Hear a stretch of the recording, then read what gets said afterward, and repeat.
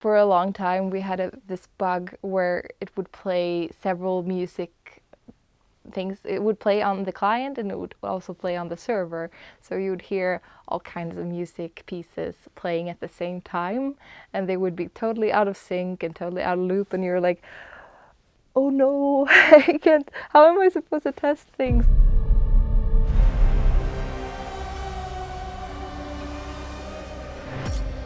There's a lot of things you can tell only based on the music. You could tell if somebody is close to an entity, you could tell if somebody is feeding, you could tell if somebody is in combat, and you can also tell if you hear the ambient music at any time. You can also tell that they are not doing any of those kinds of things. So there's a lot of different music in various places. You have the music specific to Elysium, and you have the music specific to when you're in combat.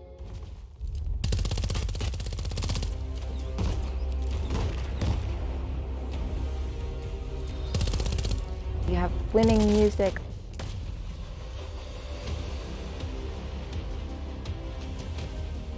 Losing music. It's gut clenching and you hear like a piano that's just like, oh, and you're kind of sinking through the floor.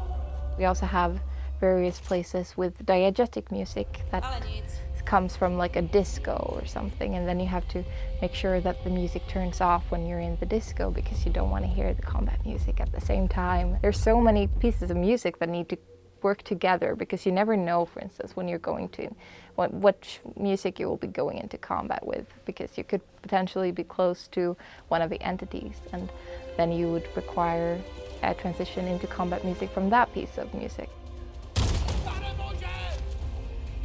So I worked closely with the programmers, mostly Matthias, who's our audio programmer, to like get all kinds of different states. If you're feeding upon a human, you should enter this kind of music because you're breaking the masquerade, right? So you want to trigger the breaking of the masquerade, and he helped me a lot with that kind of stuff, so we could figure out together how do we want to trigger those kind of things. The easiest part, and the one that always, like, most of the time it works the best, is if you can transition from silence into something else.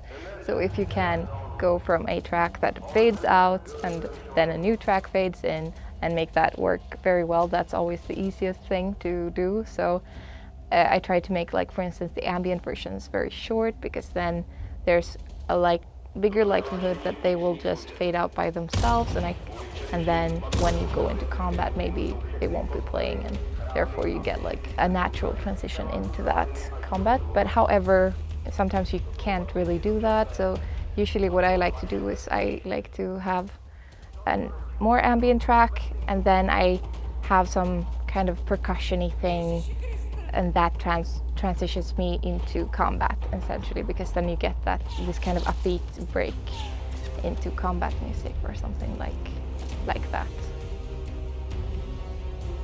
I hope you will think a little bit about the music next time you play our game.